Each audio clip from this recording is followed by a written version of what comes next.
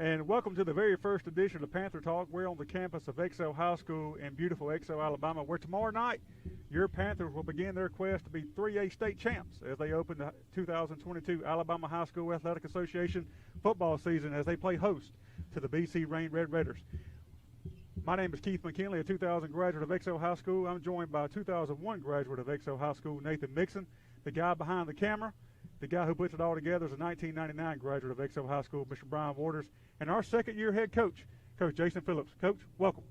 Thank you, Keith. I know we'll start by just, when I woke up earlier this week, a little more urgency, a little more excitement in the air. It's game week. We're finally here. I don't want to dwell a whole lot on what happened last year, but I would like to just talk to you briefly or get your comments briefly on last year. You went 6-4, competitive in every football game, had a legit shot to make the playoffs. You come in, you really lay the foundation, you change the culture, you set the expectations. Can you just talk a little bit about what you learned about yourself, your coaching staff, your players, the community last year throughout the process, and maybe kind of how things went in winter conditioning, spring ball, and summer workouts? Yes, sir. We came in and just definitely, as you said, wanted to establish a new culture. Didn't realize, what we were really getting into as far as what the players, and we'd seen film and everything else, and saw that there was some good potential, good guys returning and everything else. We got here and got into the program and just understood that the weight program maybe wasn't up to par, and so we just went to work there, got them really on the weights. Our culture, the number one standard in our culture is the best, and to be your best. And so we talked to them about wherever you are right now. We came in the door last year, wherever you are, we want you to get 1% better. Let's get 2% better. Let's begin to build on that, and fundamentally in the weight room, everything that you got, just give us everything you got, and we'll let the chips fall where they may, whether we win the football game or we don't. That's what we preach. We want to be disciplined. We want to be fundamentally sound. We want to give our best effort for the community of Excel, for ourselves, and we were very, very pleased that the kids came in, bought in. It was a good senior class last year. Josh Gandy, Jacob Manuel, Cole Waters, some of those guys, Isaiah McCants, those guys were bell cows for us last year and came in and really led in the locker room, bought into what we were trying to bring here as far as that culture. And day by day, we just got a little bit better. I had a great staff. I was able to bring in a quality staff. Our offensive coordinator, as you guys know, Clint Humphrey, has done a great job, tremendous job. We were evaluating guys when we got here last spring. Thought maybe we would be more of a spread type offense. We're in like programs that we came out of in Saraland, Demopolis, Stanhope, some of those places, and it just didn't fit, what with the guys that we had and the skill and as well as the line. We felt like that we had some strength up front, and so he had some experience in the single wing, and tip the cap to him. He came to me, he's like, Coach, we need to back up and punt a little bit on this spread offense and look at more ground and pound game. And so we went to that full, and our kids, tip cap as well to our kids, because they came in, they really bought in to that, and that was kind of the concern, because it's not a popular, it's not something you see on Saturdays, it's not something you see even on Friday nights, and so, but we came in and was just able to layer that message to the kids. This is our best chance to be successful. We want to be physical, we want to be fundamentally sound, and we feel like this is our best opportunity to win, and so they came in and bought into it. So couldn't say enough about that class last year. Also, defensively, they did a great job. I think on offense, we was able to get over 30 points a game, which is first time in a long time around here. And then defensively, they were giving up in previous years over 30 points a game, and so that kind of was able to take that down to under 20. So we was able to see some improvement on both sides, which transitioned to a pretty good season. Absolutely, I would say so. I mean, again, the culture, it's just completely changed, and in the community, this has always been a very supportive of football and in athletics in general. But the overall excitement when you guys came in just went to a different level. And last year you had a very good senior class. This year, I mean, if you look at this class that you got, it's probably the largest senior class we've had in a long time. This year. Yeah, a lot of experience. I mean, I'll go speak to them here in just a second, but I follow them from Tiny Mike to Pee Wee to JV. They've had success at every level. And we're hoping that kind of translates over to this year, and I know you do as well. Well, that experience togetherness is going to help them a lot. Gelled as a team early on. They've played a lot of football together, and those cats have been playing for a while. So they should look good out there on Friday nights when they're all seniors now. So 17 seniors, 9 starters return on offense and 8 on defense. And outside of that, like you say, this is the experience that they have, and a kid like Coleman Wiggins, kind of directing things in the secondary. I mean, he's taken some lumps on the varsity level, and he's been there. But at the same time, to be able to see him transition and evolve and grow as a player, he's just one of many that are doing that for us. On the line, we got guys like Kay Barnett and Gage Lowry and Eli Bells coming in doing a tremendous job. Not only that, leading as well along the way. So tremendously proud of their leadership, and it should be, the thing about, we talked to them about, you can't, those past games not going to win you this game, and so they got to continue to work, but they have had some prior success, and we look to build upon it. Well, having that, like we talked about earlier, losing those guys that you talked about, those cornerstone kids that had been here last year, having some guys with experience on the field, not rolling in brand new to the huddle, that's got to make you feel a little bit more confident in filling some of those roles as well. For sure. It definitely does. Who's some of those newcomers, Coach, that tomorrow night that we're going to have to look down the roster and say, who is that kid? Which we know we call, my son's a junior varsity player, so we know, Gadget McCants is a kid that comes to mind.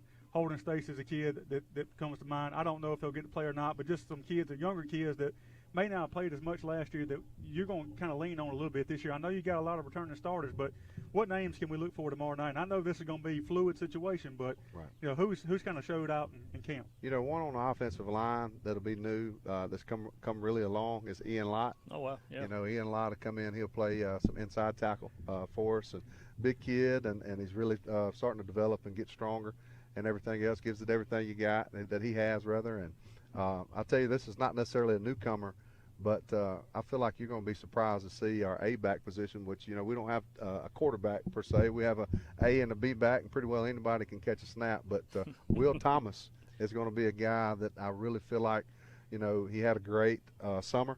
We went to Jackson, had 7-on-7, and he led us to a 5-0, record that particular day. And it's no pads, it's no, but to see him be able to read a defense and make the right throws, make accurate throws. He's agile, mobile. He does well when he tucks it down and runs it. He's got some speed too.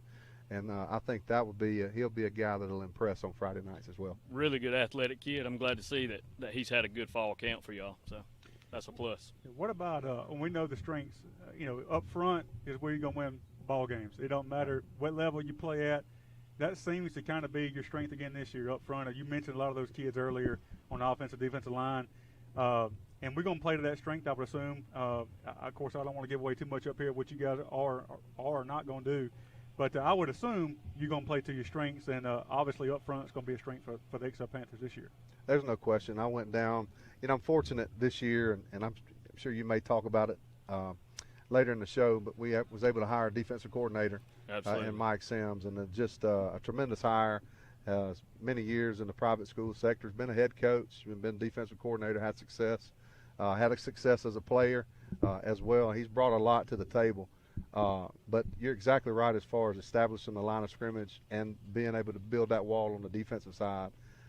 Having that defensive coordinator and me moving in more of a head coaching role this year, I told the guys 2 days ago at practice, I said, I jogged down to the chutes under there where the big hogs were getting after it. I said, I'm coming down here today because this is where we're going to win, where we're going to lose the game. I want to make sure you guys are getting after it and doing what you're supposed to do. But we got a good, Jordan Lazenby is a guy that's going to be on that line, pulling on the offensive side, and to see him come and trap and run a counter play, I mean, it's pretty easy. He's got great fundamentals, and he comes on a mission when he comes around the corner. So definitely up front, it's going to be Coach, piggyback off that just a little bit. I actually saw a practice clip the other day, and Jordan Lazenby came in and trapped a guy coming. He shot the gap.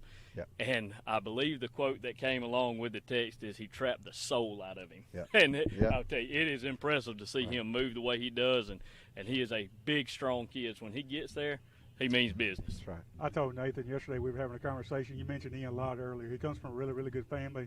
My kid loves him. I saw a little bit of a come to Jesus meeting you had with him one day out there. It was a learning experience for him. He had made the block he was supposed to, and he was just standing there watching the play down the field. And by the time he turned around, you was right there in his face. And it was all positive. It was things he needed. But it was just good to see because those kids need coaching. and they need to That's learn right. how to take coaching. And these kids these days, a lot of them think it's instant criticism. And I think the way you and your staff go about it and the way you handle that is a credit to you. And I think these kids in the community really appreciate that about you. It's not all negative all the time. There's some positive there, too. But, you got to have that correction. And I saw that, and you brought his name up, and I just started laughing. That's why I started laughing, because I told Nathan that story yesterday. I was like, I don't know what was said, but I saw some head nodding, and I know that Mr. Lott got the guy. There was a lesson learned there, I can promise. Let me piggyback off one thing you said earlier, because I want to ask you personally. I mean, last year you're calling plays on defense. You got Coach Sims in here now, so now you're kind of overseeing it all. How does that change your mindset of going into the ball game? Obviously, you trust Coach Humphrey. You trust Coach Sims. You put a game plan in place for them to execute that. Is your job mainly to? I know it's going to be clock management, down and distance, things like that. There's going to be things that you have to look after. Is that can you just kind of tell me what that change is going to be like for you this year? Yeah, it's been the first time in the history, me coaching that I hadn't been kind of that hands-on, that guy that's calling, at least I say history, but in the last several years, I've been always a guy that's calling or right there in the mix. So I was kind of wondering, how that would go. But it's been really a tremendous transition.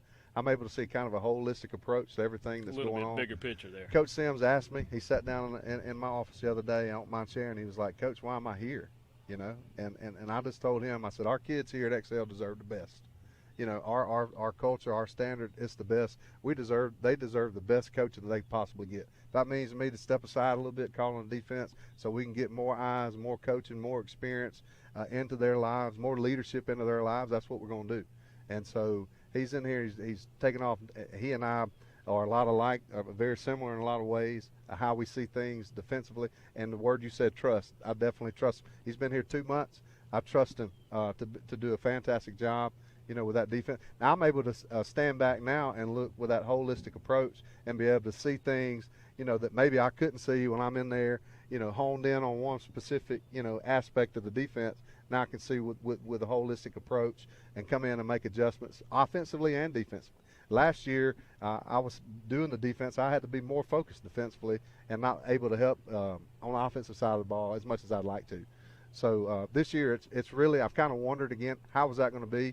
But we rolled over to Jackson and J.U. Blackstrom, some of the 7-on-7s that we've done, and it's just really opened up my eyes to how much of a benefit it's going to be able to see both sides of it and to be able to help on both sides of the football. I tell you, Coach, we obviously we coach our younger youth group there, and when we come out early, 5:15 before you guys come off the field, I'm always impressed that Sims seems to have a group. After practice is over, everybody leaves. He takes his defensive group, whatever that defense is that day, and hey, let's get it in the books, make sure everybody knows it. He's teaching. It's more of a teaching approach that last 15, 20 minutes of practice there with that group, defensive backs, linebackers, whoever it is, whatever he's working on that day, you can see he's really put in the time, the effort to prep it, and he wants those kids to understand it so when tomorrow comes, he can rep them out. There's not a lot of coaching, teaching going on. He's already got them prepared there. That means a lot for, our kids seems to respond very well to that. Well, our MO this year is to outwork, outcompete, and outwill. And I talked to the kids about it, and it's like, how are you going to outwork? Everybody's going to practice from 3 to 5:30. What are you going to do? Doing that little bit of extra. Give me that little bit of extra, and that's the one thing Coach Sims has bought into. We got practice. We've conditioned. Sometimes he takes them and he conditions them more after because he wants them to be sideline to sideline, flying to the football. And so it's a little bit of extra so we can outwork and outcompete and outwill the competition. Sure. I want to go back to that, what you mentioned earlier about Coach Sims and Coach Humphrey. I'm kind of talking about my son Mason a little bit, but I play golf, as you know, and Coach Humphrey was at the golf course a lot, or not, I shouldn't say a lot, but every time I'd go up there and he would be there, he'd have that laptop and he'd be watching film. Yeah. And then I've got numerous messages from him where he would watch our broadcast back, making fun of some of my calls I made. So I know he's sitting there watching film, and I'm talking about in January, in March. That's right. And then I had a conversation with my son about one of his favorite classes is Coach Sims. He likes his attitude. He likes how he goes about his business. And he said, by the way, he goes, when we leave for go to lunch, he's watching film. So I just, that's just a testament. I know everybody puts in the work. But I mean, you can go out and do the wrong things for 3 hours, or and get nothing out of it, or you can go out and do the right things for an hour and get more out of it than you did for 3 hours. That's right. And so it means a lot for us to have you guys here. I know you got to go, but I want to turn my attention a little bit to tomorrow night's opponent. I don't want you to give away a whole lot, but we play BC Rain 5A school tomorrow night. Traditionally, they play good football. They're going to have really good athletes. I would imagine they're going to be well coached. So what can we expect tomorrow night from them? What do you expect them to come out in? Not so much give away your game plan, but just overall thoughts. Yeah, Coach Lawrence Yelding, head coach at BC Rain, does a tremendous job. He was with over in Daphne's program for a while before he took over, and he's done a great job building that up. And just having conversations with him on the phone, being able to see his work from afar, he's flat out told me, he said, guys are not committed to our way, our standard. Summer workouts, getting in the weight room, doing everything else. He said, Coach, I've come. He said, last year they had 28 to 30 guys as a 5A program on the sideline. He said, but I'm going to have the ones, the 28 and the 30 that's going to do it the right way. So that tells you a lot about him, a lot about his discipline, how he goes about things. And they were really young last year. They have one senior returning. Last year they were a 5A playoff team. They went 3-7, but they won the games they needed to win to get into playoffs in 5A competition. But they've got all those guys back, and all those guys back are with one senior this year, so most of them are juniors. So even this year they're going to have a good team. Next year they're going to have a really good team. Are they on the schedule? Are they on our schedule? They're on our schedule next year. Yeah, we got to go to them. We're going there too. We got to go to them in a new stadium. But they've got a quarterback that's going to be has our attention. A lot of respect for him. Amari Yelding, number 4. Cousin of T.J. Yeldon. Everybody knows that name in that Yeldon family. He's athletic, maybe one of the better quarterbacks that we see throughout the year. Just watching him on tape, he likes to extend plays and buy time, and he'll tuck it down and he'll run it. But he's very accurate. When he throws the football, they've got a running back, Bryce Dowdland, number 3. He's over 1,000-yard rusher from last year that's returning, 5'7". About 195, a little small, but just get behind his pads, hard to tackle. You ain't going to arm tackle. He's going to run through arm tackle, so we got to rally to the ball and to the football and make sure that we wrap up and gang tackle him. So they're going to have a really good high-powered offense, and so it's going to be a challenge for us, right out of the gate. But that's what you look for. I want to see our kids outside of region play, have a quality opponent, because like you said, we have a quality football team with 17 seniors, good leadership. A good football team ourselves, so it'll be a test early to be able to get out and mix it up with a 5A program, and to come in and kind of see where we are at the end of the night. Yeah, and hopefully that'll be a victory tomorrow night, and head into an off week where I know coaches traditionally say that you get better. The most you're going to get better from week 1 to week 2, which for us will be from week 1 to week 3 because we have a bye. That's right. But we'll hopefully tomorrow night, Coach, we'll have the stands packed. I know we'll be coming out for people who don't know. There's been a lot of resources invested into this program, new gear. One of the finest things I've seen in a long time is this headgear. We're going to come out in this matte black. It's going to look good. We've done a lot. There's been a lot of work done around this place. A lot of that's to be contributed to you and to the quarterback club and to the community who have really come out and supported. So we ask everybody to come out tomorrow night and support the Panthers. They play at 7 o'clock tomorrow night right here at Panther Stadium. Don't be late. We hope the crowd is here and is loud. And if you can't make it, you can catch it right here on Panther Productions. But, Coach, we wish you the best of luck tomorrow night. Yes, sir. And we'll be here hopefully for a victory interview after the game. Us, Coach. Appreciate it. Thank you very much. All right, thank you.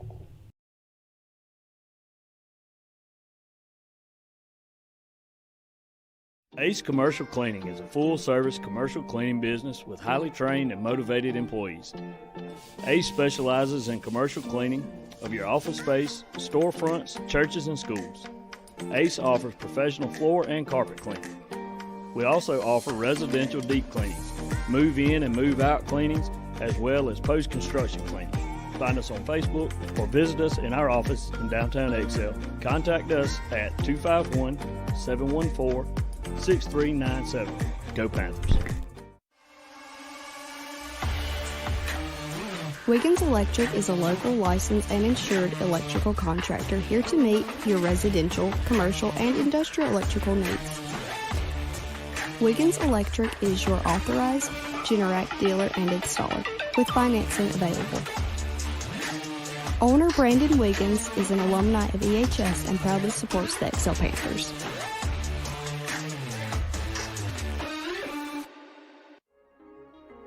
When a country crossroads post office was established 8 miles south of the Monroe County seat in 1884, pioneer settler M.D. Harrison suggested the inspirational name of Excel. Less than 40 years later, Excel High School was established. The town of Excel officially incorporated in 1948. Mayor Jenny Countryman, the town council, and the town's employees are proud to say that they are ardent supporters of Excel High School athletics.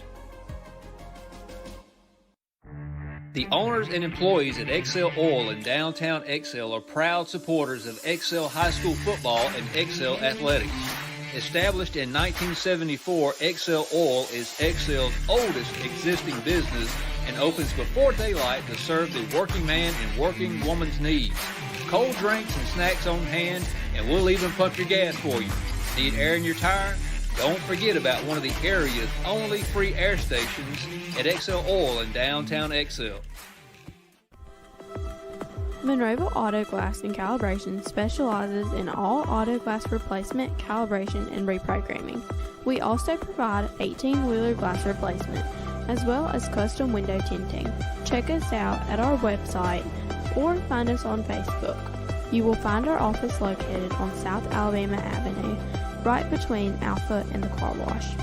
Feel free to call us at 251-743-7622.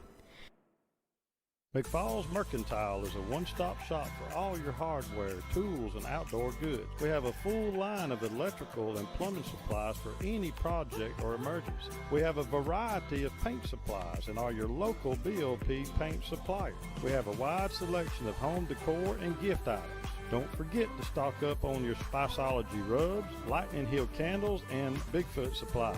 And while you're there, make sure you get a signed copy of my book, Lower Alabama Bigfoot, No Longer a Myth, on Main Street in Excel. Rural Alabama never stops. Thanks to the financial support of Alabama Ag Credit, neither do the farmers, ranchers, and others that call her home. Since 1960, we've been helping them show what hard work, commitment, and perseverance can achieve.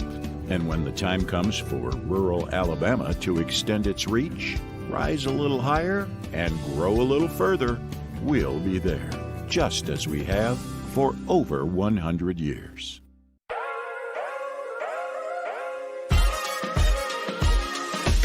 Jailbirds Photography is committed to all your photography needs. Whether it's for newborn, maternity, family, children, weddings, sports, seniors, or events, I'm here to capture these special moments to last a lifetime. I have over 15 years of experience with high-quality services for competitive prices. Also, you can look me up on Facebook, Instagram, and the web. It's never too late to book your session with Jailbirds Photography. Now's the time to get a great deal on taking care of your property. You need tractors rated #1 in durability and owner experience so you can do it all and do it right. Z-Series mowers that deliver a quality cut, and Sidekick utility vehicles where durability meets speed. Right now, bring home select Kubota equipment for 0 down, 0% APR for 48 months, plus save up to $1,100. South Alabama Kubota on the Strip of Monroe. Visit us on the web at southalabamacubota.com. First National Bank and Trust has been serving South Alabama since 1915. With the addition of the Excel branch in 2007, First National Bank and Trust has been spreading its customer focus in our Excel community. First National Bank and Trust offers a variety of personal and business savings and checking accounts.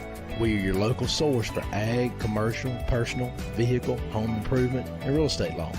Call or stop by the Excel branch today, just north of Main Street in Excel. MLS number 403353, member FDIC, equal housing lender.